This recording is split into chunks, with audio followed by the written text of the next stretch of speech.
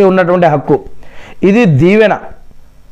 దేవుడు మీ పట్ల మా పట్ల నిండు నూరేళ్ళు ఇప్పుడు మనం చెప్తాం కదా, మీరు నిండు నూరేళ్ళు ఆయుర ఆరోగ్యాలతో ఐశ్వర్యాలతో మంచిగా ఉండండి, వర్ధిల్లండి అని. అలానే ఈ యొక్క అస్సలాము అలైకుం వరహమతుల్లాహి బరకాత్ అనేది కూడా అంటే మీ పట్ల దేవుడు శాంతి సౌఖ్యాలతో కురిపించాలి, మీకు నరకం నుంచి కాపాడాలి, స్వర్గం ఇవ్వాలి, మిమ్మల్ని కష్టాలు నష్టాలు బాధలు ఇబ్బందుల నుంచి దేవుడు కాపాడాలి, మీరు అనుకున్నది నెరవేరాలి, మీ యొక్క నమాజులు ఉపవాసాలు సదకారతులు మీకు ఆరాధనలు దేవుడు స్వీకరించాలి, మీకు అన్ని విధాలుగా మీ కుటుంబ సభ్యులకు అన్ని విధాలుగా సహాయం చేయాలి దేవుడు అని ఇలా దీని గురించి చెప్పుకుంటా పోతే చాలా పెద్ద ఒక రోజంతా చెప్పినా కూడా తగ్గదు. ఈ యొక్క సలాంలో అంత అర్థం ఉంది. అస్సలాము అలైకుం వరహమతుల్లాహి అనే బరకాతు ఇది ఒక పెద్ద దువా దీవెన. దీంట్లో ఖురాను హదీసు ఎన్నో విషయాలు దాగి ఉన్నాయి.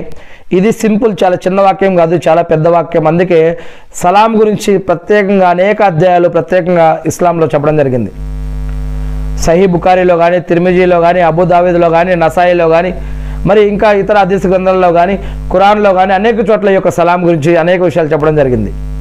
మరి ముందుగా సలాంకు చెప్పుకోవటం, అదేవిధంగా ఎవరైనా చనిపోతే వారి యొక్క జనాజా నమాజులు అటెండ్ కావటం, అదేవిధంగా ఎవరైనా తుమ్మితే దానికి మరి సమాధానాలు చెప్పుకోవడం, ఇకపోతే ఎవరైనా దావత్కి పిలిస్తే ఇస్లాంకి అనుగుణంగా పద్ధతిలో మనకి అక్కడ షిర్క్ లేదు, బిదత్ లేదు, హరాం లేదు అనుకున్నటువంటి దావత్కి ఎవరైనా పిలిస్తే దాన్ని అటెండ్ చేయడం, మరి ఇంకా చెడు నుంచి ఆపడం, మంచికి ప్రోత్సహించడం, ఇంకా ఇలాంటి ఒకరి మీద ఒకరికి ఇంకా కొన్ని హక్కులు ఉన్నాయి.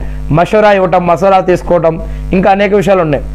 మరి అనారోగ్యంతో ఉంటే వారిని పరామర్శించడం, ఎవరైనా విపత్తుల్లో ఉంటే వారిని ఓదార్చడం, ఆనంద సమయంలో అభినందించడం, అవసరాల్లో ఉన్నప్పుడు వారికి సహాయం చేయటం, ఆస్తిపాస్తుల్లో వారి యొక్క మన యొక్క ఇరుగు పొరుగు వారి యొక్క ఆస్తిపాస్తులు రక్షించడం, వారి యొక్క ఇరుగు పొరుగు వారి యొక్క ఆస్తుల్లో మనం ఒక ఎంట్రుకంతా కూడా మనం కాజేయకూడదు, దొంగతనం చేయకూడదు, వారిని మోసం చేయకూడదు, చాడీలు, కుట్రలు, కుతంత్రాలు, అదేవిధంగా పరువు తీయటం, హేళన చేయటం ఇటువంటివి చేయకూడదు, శాపనార్థాలు పెట్టడం ఇటువంటివి చేయకూడదు. ఎవరైతే శాపనార్థాలు పెడతారో, ఎక్కువ తిడుతూ ఉంటారో అటువంటి వారు ప్రళయ దినం రోజు వసీలా అనేటటువంటి ఈ యొక్క అద్భుతమైనటువంటి యొక్క దానికి దూరమైపోతారని హదీస్లో కూడా చెప్పడం జరిగింది. అదేవిధంగా ఇతరుల యొక్క గోప్యతను, వారి యొక్క రహస్య విషయాలు మనకు తెలిసినా కూడా మనం ఇతరులకు తెలియజేయకుండా ఉండాలి. అదేవిధంగా ఇతరుల యొక్క తప్పులు ఏవైనా ఉంటే వాటిని మనం మంచి హృదయంతో మనం వారిని క్షమించడం కోసం ప్రయత్నించాలి, వారి కుటుంబాలను గౌరవించాలి. అదేవిధంగా మన యొక్క ఆహారం, కూరలు, పండ్లు ఏవైనా ఉంటే పంచుకోవడం కోసం ప్రయత్నించాలి. ఎందుకంటే ప్రవక్త ముహమ్మద్ సల్లల్లాహు అలైహి వసల్లం గారు